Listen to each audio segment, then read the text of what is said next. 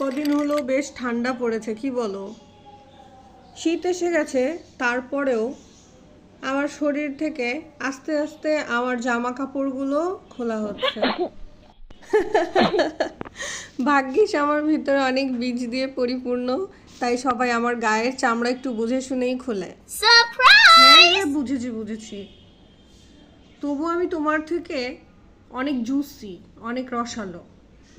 আমার গায়ের খোসাগুলো খুলতে এত কষ্ট করতে হয় না, অনেক মসৃণভাবেই খোলা যায়। উফ, ছাড়ো তো। তুমি একটা নরম স্ন্যাক্স মাত্র, কিন্তু আমি কত রাজকীয় ভাবো। রাজকীয় বলেই কিন্তু লোকজন আমাকে সালাদ, ডেজার্ট এবং রঙিন জুসে ব্যবহার করে, সব সময় সাথে রাখে আমাকে তাদের।